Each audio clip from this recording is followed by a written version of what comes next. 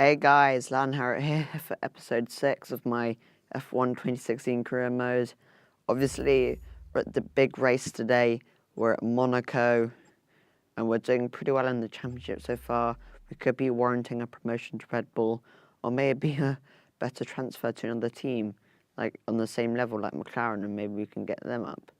So yeah, we're looking for a good weekend here at Monaco, one of the tracks we should be okay at. So yeah, let's get into it.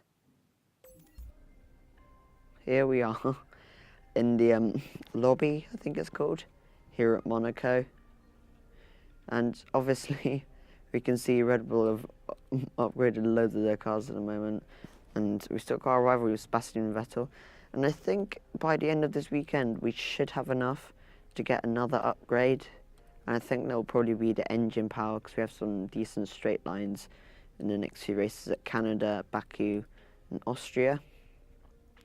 So hopefully that will be good.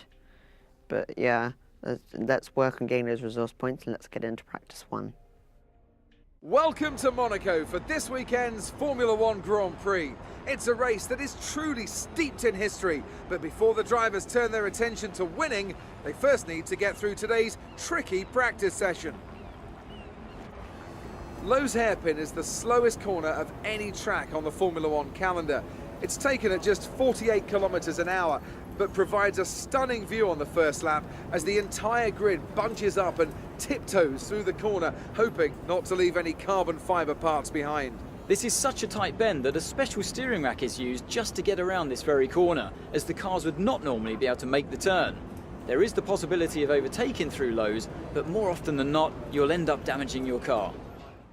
Here in practice 1, we obviously start with track acclimatization as per, and I shouldn't really start explaining this anymore because that's usually what happens in the first place.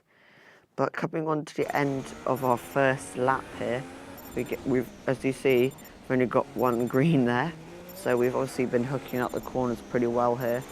As we come down the final, I'd say that, I wouldn't say straight, but the final home bit, and we obviously get near to maximum points straight away.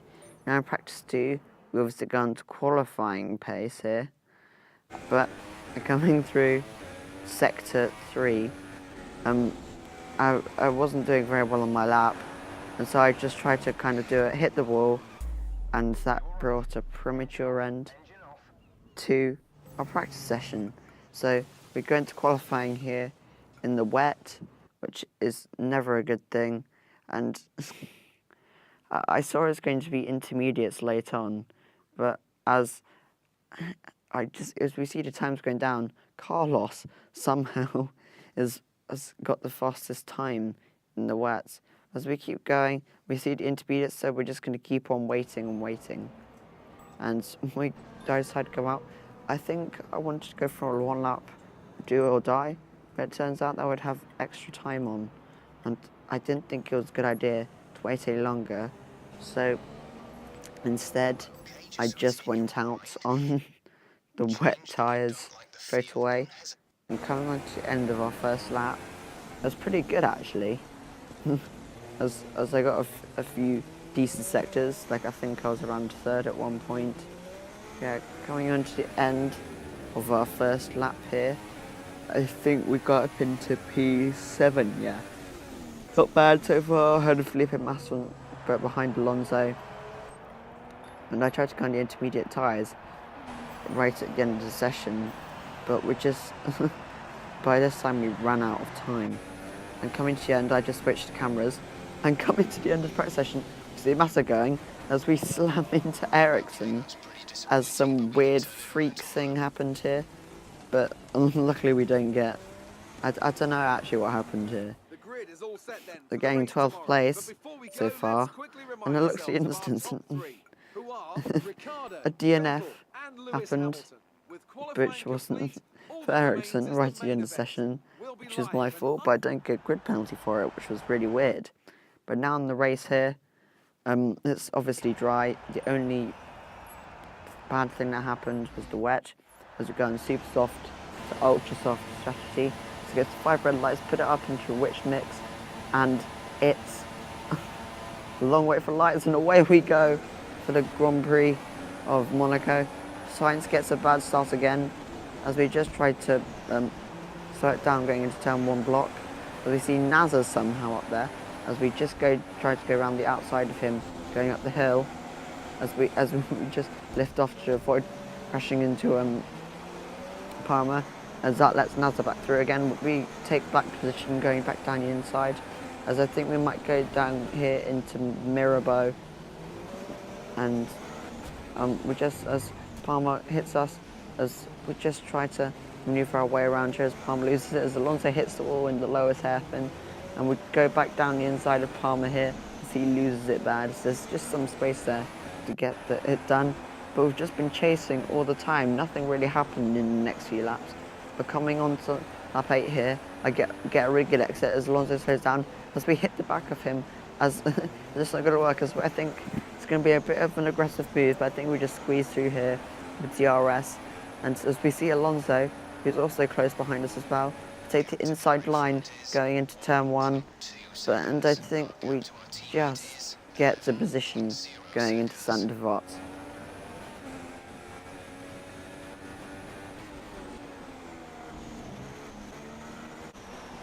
Now coming on to here, we hit the wall going into the pits on lap 12, and it's just quite, I think this is going to be quite a strategic race here, as we see Alonso going his pit stop at the same time as us, pretty close in behind us. And I think we just emerge in front of him. Yes, we do, so that's really good, obviously. Retain position, so you see Gutierrez going past here, which isn't good because he was ahead of us, I think. So obviously we didn't get the strategy there, but we're on the faster tyre than Gutierrez here, so hopefully we can get an overtake in here. But now coming on to lap 14, we see Bottas coming out of pits as well, because he went longer than us, and he just emerges ahead of Gutierrez here. But Gutierrez tries to go down the inside of him going into Casino Square, and they both battle each other, they make contact, and that slows them down. As we come out here behind Gutierrez here, because I think we're going to try to make an overtake going into Mirabeau. We dive it down the inside, just try not to get any damage, as we get the position here. A brilliant move on lap 14, up into 6th place, where we should have been in the 1st place. And now coming on to lap 17, we've dropped out of DRS range from Bottas. And I really hoped I was just pushing, but I burnt off a lot of my excess fuel in standard of all things. So in the end, I just went, I'm not going to catch up with him out of DRS. So I decided to put it into lean mix and save fuel at the end of the race. As we see on the left-hand side, Daniel Ricciardo wins the race, and that might be hard for us, for Red Bull, or us and Red Bull, to choose who our teammate is. If or when, I should rather say, I get promoted here. But it's the end of the race, and we're just going to come across the line here for 6th place here in Monaco, and not a bad performance.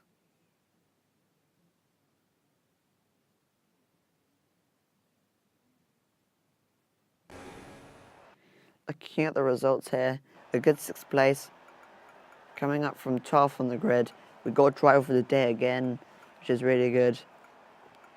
And I mean, I'm pleased with the result, but I don't really feel I achieved that much, really, because there wasn't that much. I gained a lot of places at the start, and that was it. I only gained 2 other places, and one of them was a really aggressive move because Alonso slowed down, and the other was because Gutierrez made contact with Bottas. But yeah, we go up in the thing, and we've got a team update. I just came from a meeting with the department heads. Your performance came up, and they're very pleased so far. Well done. Don't let that level drop, okay? Wow. Okay, so we get a good team update, and as I was saying, we've upset the Drivers' Championship, and we've lost a rivalry with Sebastian Vettel, which is never good.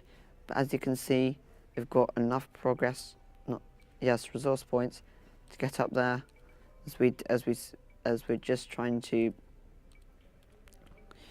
look through everything and look at our progress history.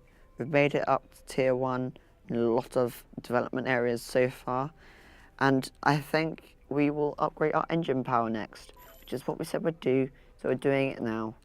And so hopefully that upgrade will come in to help in the next weekend. Thanks for watching, everybody, and leave a like if you enjoyed and subscribe if you're new, and I'll see you later.